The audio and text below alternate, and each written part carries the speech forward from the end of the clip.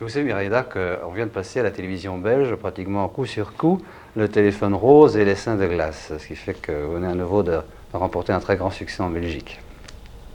Ce sont des films qui vous laissent de bons souvenirs, je suppose. Ça. Ah oui, c'est deux films que j'ai fait ces dernières années et qui sont pour moi certainement mes meilleurs souvenirs. Mais finalement, j'ai constaté qu'en fait, vous ne tourniez pas tellement souvent avec Alain Delon, par exemple. Je vais tourner avec lui. Le prochain film, je tourne avec lui. Non, on a fait 3 films ensemble, c'est déjà beaucoup en 10 ans. Hmm. Et les périodes pendant lesquelles vous ne tournez pas, est-ce que ça vous manque à ce moment-là? Non, absolument pas, parce que je veux dire, c'est un choix de ma part. C'est pas un manque de proposition, c'est un choix délibéré. C'est-à-dire que j'ai décidé maintenant de ne faire qu'un film ou un film et demi, disons, dans une année, et le reste du temps d'être une femme comme une autre, c'est-à-dire de m'occuper de ma maison, de l'homme avec qui je vis et de ce qui se passe dans ma vie. Mais est-ce que vous vous sentez mieux, par exemple, pendant un tournage ou après un tournage? Non, c'est la fête quand je vais tourner, parce que tout à coup, je veux dire, c'est pas une obligation, c'est pas un besoin, c'est vraiment à ce moment-là quelque chose qui me fait plaisir, c'est un sujet que j'aime, avec des gens qui me plaisent, et tout à coup, c'est pour moi une fête, alors que à une certaine époque où je faisais 4 films par an, j'étais fatiguée, terriblement fatiguée, donc j'allais travailler. Est-ce que là, pas du tout.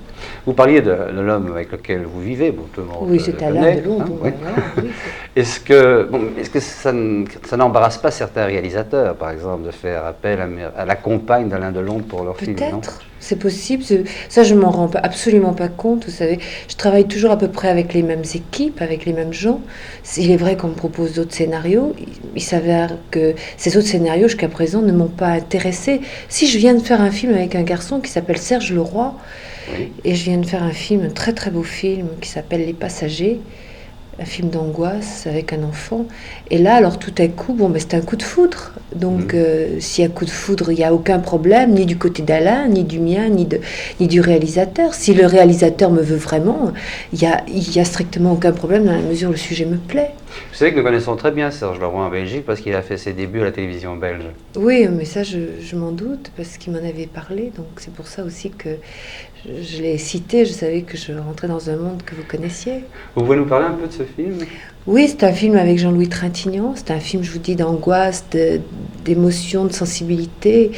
C'est l'histoire d'un gosse qui rentre avec son beau-père de Rome, et c'est leur trajet, c'est-à-dire les 3 jours de voiture qu'ils font. C'est l'angoisse que ces 2 êtres ressentent parce que tout à coup, il y a une voiture qui les suit. Et moi, je suis la mère qui attend cet enfant à Paris.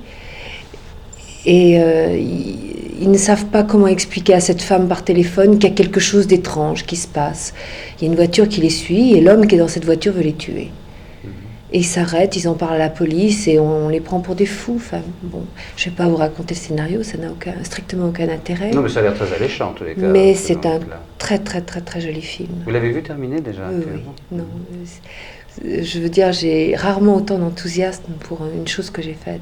Vous n'êtes pas de ceux qui préfèrent ne pas aller voir les films dans lesquels ils ont tourné? Non, celui-là, je l'ai vu. Il y a des films que je n'ai pas vus. Celui-là, je l'ai vu parce que, je veux dire, Serge Leroy est un homme tellement enthousiaste qu'il m'a pris par la main, il m'a emmené voir le film terminé. Mais autrement, il y a beaucoup de films que j'ai pas vus. Galia, je l'ai peut-être vu 3 ou 4 ans plus tard. Ah bon? C'est comme ça, enfin, je veux dire, c'est pas... Et l'autre film, Le Projet avec Alain Delon? Ah, ça s'appelle L'homme pressé. C'est un sujet de Paul Morand qui vient d'être adapté par Christopher Frank et qui va être réalisé par Molinaro, c'est-à-dire le metteur en scène du Téléphone rose.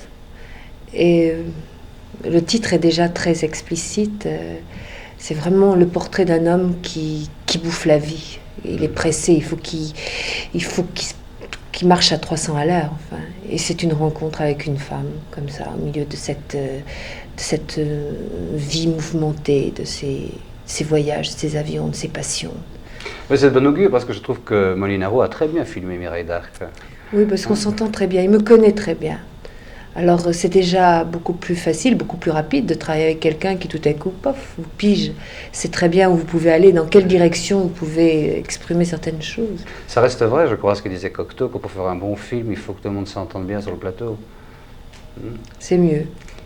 Est-ce que vous vous sentez en quelque manière concerné par la grève des artistes? Ah, moi je suis de tout cœur avec eux.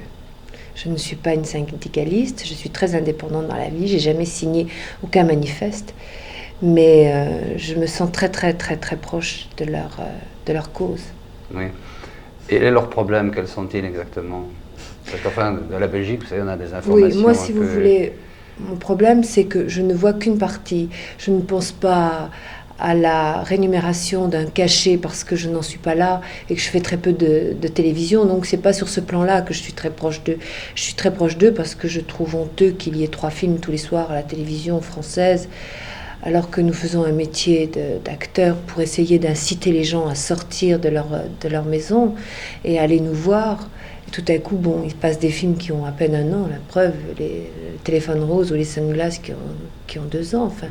Et moi, ça, si vous voulez, sur ce plan-là, je suis terriblement choquée parce qu'on se donne beaucoup de mal pour faire un film, ça coûte énormément d'argent. Et quand ce film passe au bout d'1 an et demi, pourquoi les gens vont-ils mettre leur manteau, sortir pour aller nous voir? Je crois que Delon, d'ailleurs, refuse, lui, que les films produits par lui soient cédés à la Produit télévision. par lui, oui, mais quand le film n'est pas produit par lui, comme les Sunglasses,